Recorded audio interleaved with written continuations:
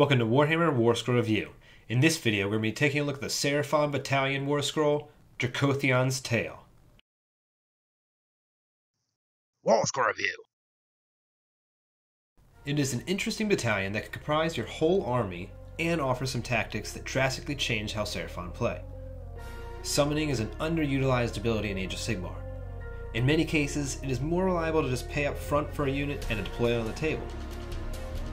The Dracothion's Tale, however, makes summoning free. This Warscroll consists of a Slann Starmaster and a Firelance Starhost.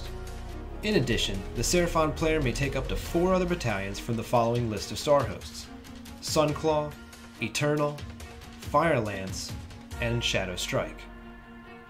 On top of that, you can just take an infinite number of additional Seraphon units. This allows the player to put all their Seraphon units in the army in the battalion. Basically, deploy the whole army as one since it's a battalion, or at least break it up into a smaller amount than the opponent, as to always finish deploying first, and thus choosing who gets first turn. The Slann Starmaster from this battalion can automatically cast any number of unique summoned Saurus spells and cannot be unbound.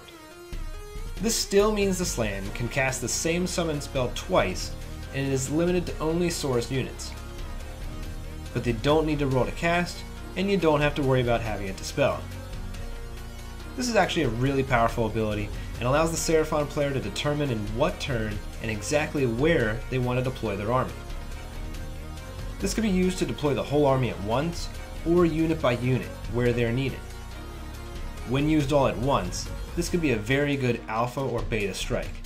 The army can be summoned in, surrounding the opponent, and charge all in 1 or 2 turns. This would be devastating to shooting armies, and it gives the Seraphon player a lot of versatility. Be sure to hide the Slann Starmaster with the utmost care, as it has basically an entire army in its mind. Keep it out of line of sight, surrounded by skinks, whatever has to be done to keep this toad alive.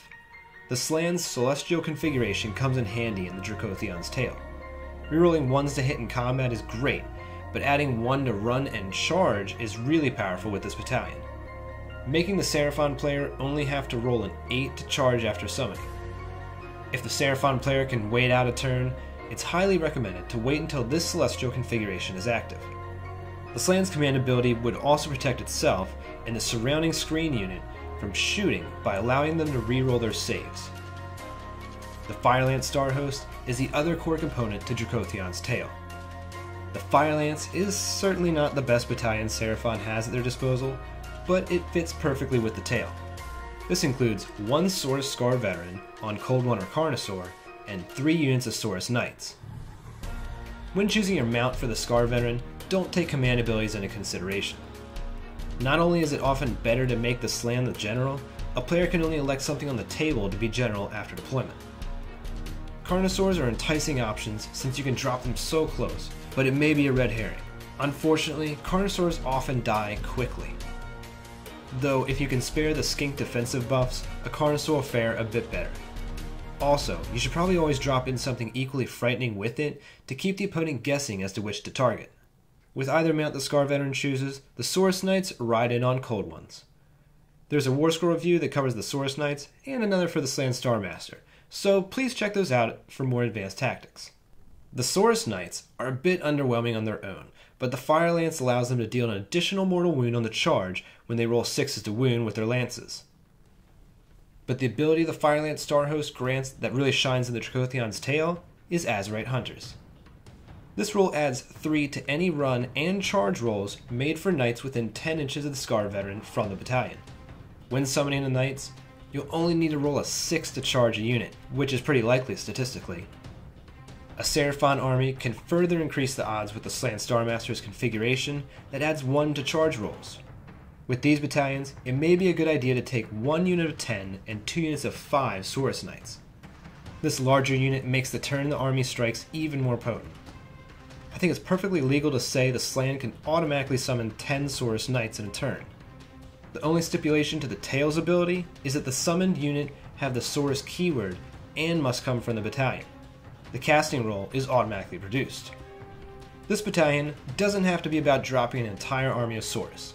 If the player is already taking a Slann Starmaster, adding the Firelance for some battle line isn't a bad choice. as they can just be summoned later in the game to grab objectives. Outside of the core components, Seraphon, and more specifically, Saurus, have some units that really increase the effect of Dracothion's tail. The battalions other than the Firelance also fit well. The Eternal and Sunclaw Starhosts could both have the same effect of dropping a big unit of Saurus warriors or guard to block the opponent's path or threaten them. But the Shadow Strike Starhost is a powerful choice and synergizes well if you have points to spare. The battalion includes a few Skink units and a Ripperdactyl or Pterodon unit. Either of the flying units can drop in during a Seraphon movement phase 3 inches away. Ripperdactyls are brutal in this battalion and ensure someone makes contact the turn the army is summoned. In or out of the battalions, a unit of 20 Saurus warriors or 10 Saurus guard automatically setting up 9 inches from the opponent has its advantages. The Old Blood on Carnosaur is a good choice if you're also including a Scar veteran on Carnosaur.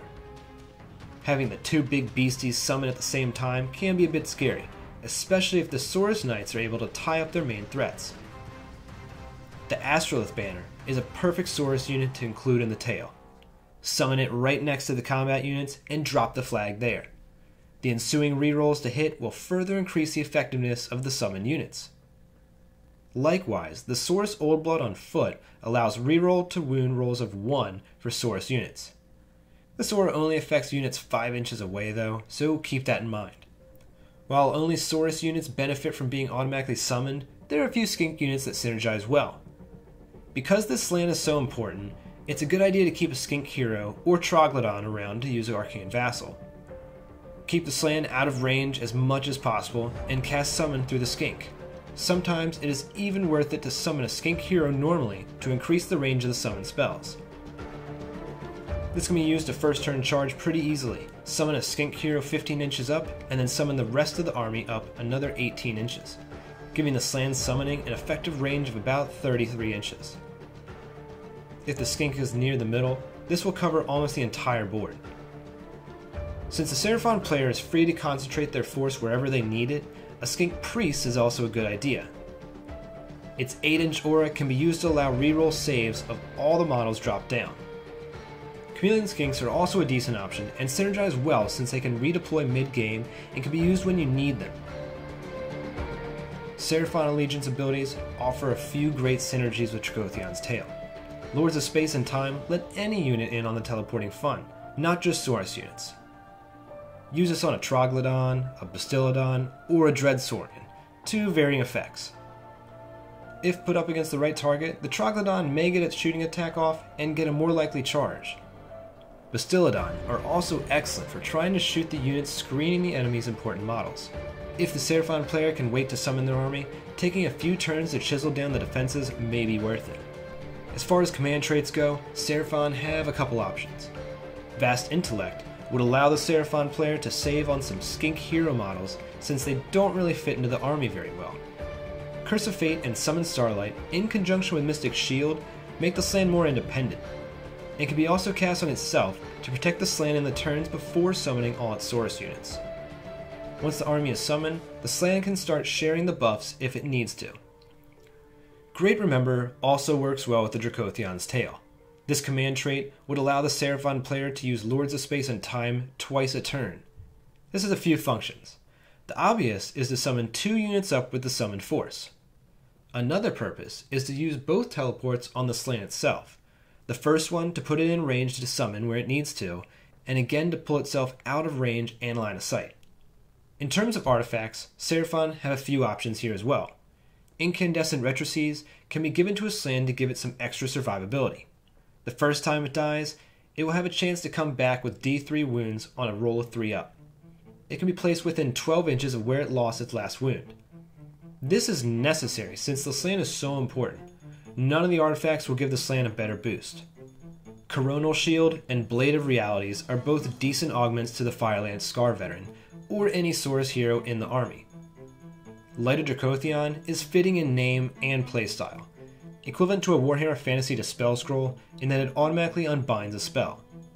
Its range is 18 inches, and since the Saurus characters will be in the opponent's face, it can be pretty beneficial in stopping a key enemy spell. Remember that without any additional battalions, an army including Dracothion's tail grants grants the Seraphon player 3 artifacts.